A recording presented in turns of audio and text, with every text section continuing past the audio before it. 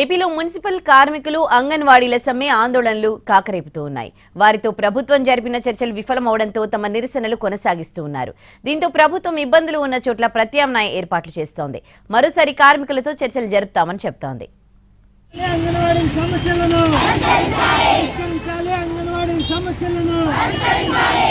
ఇటు మున్సిపల్ కార్మికులు అటు అంగన్వాడీలు తమ డిమాండ్లు నెరవేర్చాలని కోరుతూ కొద్ది రోజులుగా చేస్తున్న సమ్మె ఏపీలో తీవ్ర ప్రభావం చూపుతోంది. ప్రభుత్వం పలు దఫాలుగా చర్చలు జరిపినా పరిష్కారం కాకపోవడంతో సమ్మెను ఉధృతం చేస్తున్నారు కార్మికులు. సమాన పనికి సమాన వేతనం రెగ్యులర్ చేయాలని డిమాండ్ చేస్తూ రాష్ట్ర వ్యాప్తంగా మున్సిపల్ కార్మికులు సమ్మెను కొనసాగిస్తున్నారు. ఆర్థిక ఇబ్బందుల కారణంగా వేతన పెంపు సాధ్యం కాదని మంత్రులు తెలిపారు. బేసిక్ వేతనం ఇవ్వకపోతే సమ్మెపై పునరాలోచన లేదంటున్నారు మున్సిపల్ కార్మికులు. 11వ పీఆర్సీలో కనీస వేతనాన్ని రాష్ట్ర ప్రభుత్వం నిలిపివేసిందంటున్నారు కార్మికులు. అన్ని మున్సిపాలిటీల్లో నీళ్లు, పారిశుద్ధ్యం పూర్తిగా నిలిపివేస్తామని హెచ్చరిస్తున్నారు.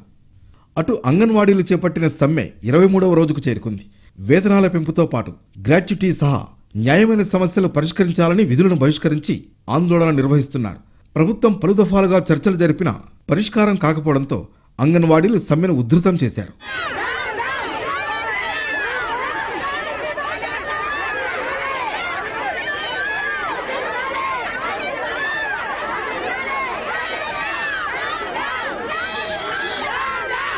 ఈ సమ్మె వల్ల గర్భిణులకు, బాలింతలకు, చిన్నారులకు పోషకాహారం లభించక ఇబ్బందులు పడుతున్నారని ప్రభుత్వం ఆందోళన వ్యక్తం చేస్తోంది.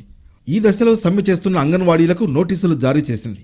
ఈ నెల 5వ తేదీలోగా విధులకు హాజరు కాకపోతే శాఖాపరమైన చర్యలు తీసుకుంటామని హెచ్చరికలు జారీ చేసింది. ఏపీలో అంగన్వాడీలపై అత్యవసర సేవల ఆంక్షలు అమల్లోకి తీసుకొస్తోంది సర్కార్. అయితే నోటీసులపై అంగన్వాడీలు భగ్గుమంటున్నారు. దశల వారీ పోరాటంలో భాగంగా ఇవాళ కలెక్టరేట్ల ముట్టడి చేస్తామంటున్నారు.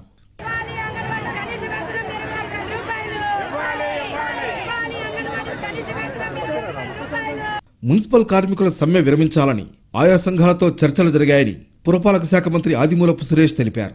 చర్చల తర్వాత వారి డిమాండ్ల మేరకు కొన్ని జీవోలు కూడా విడుదల చేయాలని నిర్ణయించామన్నారు. రోస్టర్, పీఎఫ్ ఖాతాలు, ఎక్స్గ్రేషియా అంశాలను పరిష్కరిస్తామని చెప్పామన్నారు. మరికొన్ని అంశాలపై మరోమారు చర్చలు జరపాలని నిర్ణయించామన్నారు.